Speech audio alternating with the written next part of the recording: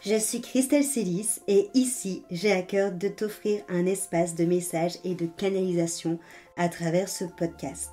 Pas de développement personnel pour se donner bonne conscience, pas de dogme ou de cadre rigide, pas de spiritualité à la mode. Tu es au bon endroit si tu veux t'incarner pleinement, libre, en connexion avec ton âme et le divin et honorer ta puissance ainsi que le vivant. Je t'inviterai toujours à révéler ta propre vérité et ton unicité. Alors ensemble, découvrons les énergies qui t'entourent et les messages de ton âme. Installe-toi confortablement et que l'épisode commence. Bonjour à tous, bienvenue dans l'épisode du jour de podcast où aujourd'hui je vais vous détailler un petit peu plus ce qu'on va retrouver en contenu dans la formation de transmission et on va commencer par le module 1.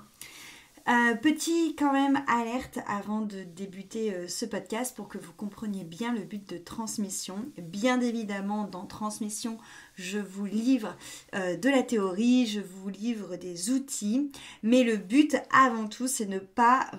faire en sorte que vous reproduisiez entre guillemets bêtement les outils, mais c'est que à chaque fois que je vous amène un outil, vous vous l'appropriez, parce que le but concret de transmission, c'est de faire naître votre propre espace de guérison, votre propre espace de thérapie en étant connecté à votre âme, au divin et au vivant et en laissant passer le divin, le vivant et l'âme, enfin votre âme à travers cette guérison pour accompagner l'autre. Donc c'est vraiment, voilà, c'est pour ça que j'avais envie de vous faire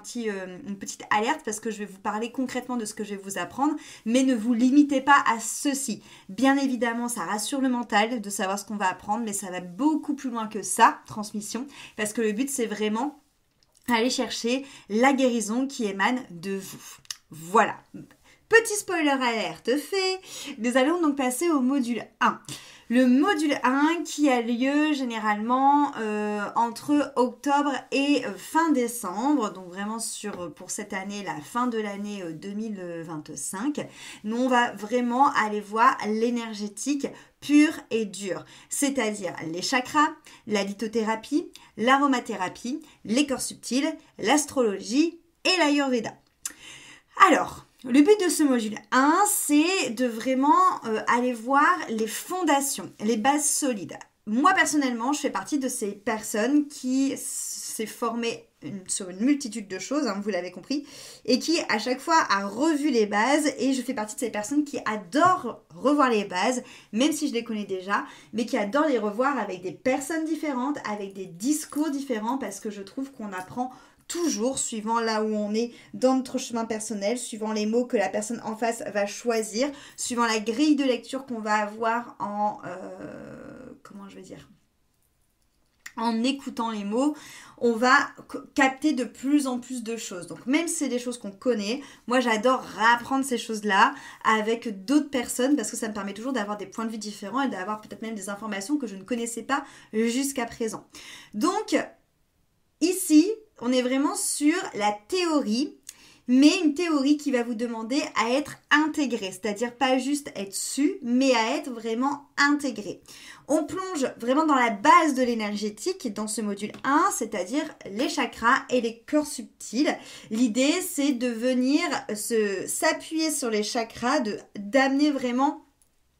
une connaissance fine, un langage subtil avec les chakras et les corps subtils qui fait que les chakras et les corps subtils vont déjà vous donner énormément d'informations sur ce qui se passe au niveau corporel, physique, émotionnel de la personne qui va venir vous voir et aussi ses blessures, ses forces, ses blocages et ses potentiels. L'idée, c'est vraiment d'aller pas juste apprendre les chakras et les corps subtils pour faire des petits rééquilibrages énergétiques, mais vraiment pour pouvoir commencer à avoir une carte de lecture, une carte de compréhension avec la personne. Donc l'idée, c'est vraiment de se servir des corps subtils et des chakras pour savoir lire les déséquilibres physiques, émotionnels, mentaux et énergétiques, comprendre l'origine de ce que la personne vit et savoir utiliser aussi les bons outils, la bonne médecine qui va à la fois être en lien avec toi en tant que guérisseur, mais aussi qui va le résonner le plus pour la personne. Parce que si une personne vient vous voir profondément et qu'elle vient par exemple vous dire qu'elle a, je sais pas moi, des problèmes dans les relations et qu'elle ne reçoit jamais autant que ce qu'elle donne dans ses relations amoureuses, vous allez vous rendre compte que en la scannant, en la checkant, que c'est notamment au niveau de son chakra du cœur qu'il y a un déséquilibre. Mais peut-être que cette personne ne sera pas du tout,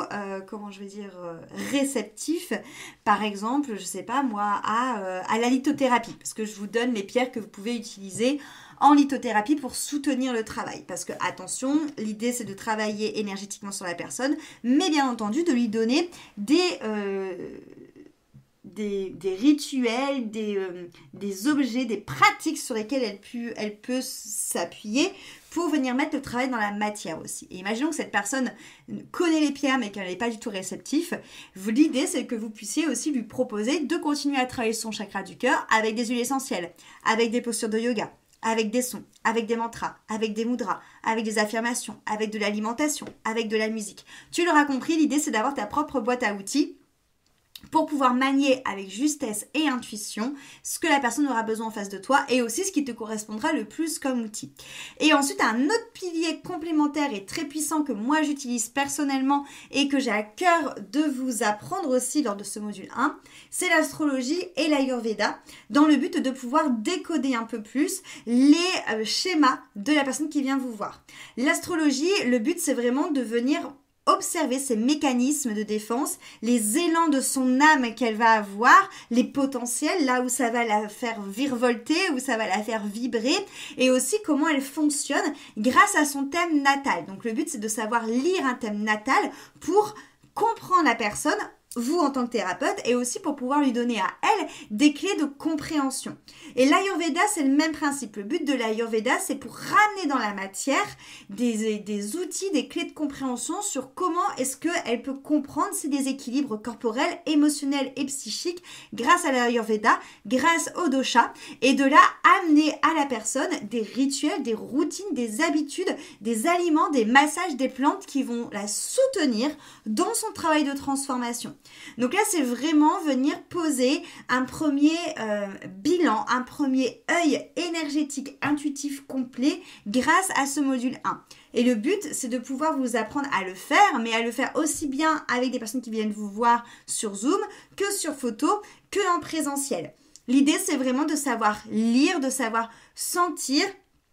comprendre à la fois les messages subtils qu'on nous envoie avec l'astrologie, à la fois les messages énergétiques qu'on nous envoie avec les chakras et les corps subtils, et à la fois les messages que notre corps nous envoie grâce à l'Ayurveda, ce qui permet déjà d'avoir vraiment une base d'accompagnement que vous allez pouvoir proposer qui est totalement globale. On est vraiment, comme je vous l'ai dit, sur un thérapeute multidimensionnel, donc un thérapeute qui prend aussi la personne sous toutes ses formes. Et ça permet aussi d'avoir un socle solide parce qu'à ça, on va venir ensuite greffer le module 2. Donc voilà pour le module 1. C'est vrai que c'est un module, moi, que j'aime beaucoup parce que, encore une fois, je trouve, enfin, après, je les aime tous beaucoup, parce que je vais vous dire ça tous les jours, c'est sûr. Hein. Mais en tout cas, je trouve que le module 1 est parfait pour commencer, pour ces 3 mois de formation, pour mettre le pied à l'étrier, pour revoir peut-être des choses que vous saviez, mais sous un autre angle et surtout avec énormément de pratiques et énormément d'outils qui va vous aider et surtout pouvoir commencer à finalement travailler sur ces choses qui paraissent un peu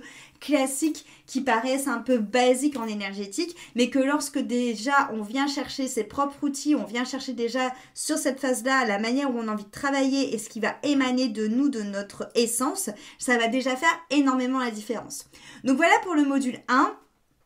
L'idée aussi, c'est avec ce module 1, de créer une première passerelle entre nous et le vivant et le divin, parce qu'on sait que tout ce qui est relié à ces énergies, c'est relié avant tout à l'énergie du vivant, que ce soit l'Ayurveda, où on est vraiment dans cette notion des lois universelles de la nature, que ce soit l'astrologie, où on est sur des lois universelles et qui fait aussi partie des Védas et de l'enseignement yoga, qui fait partie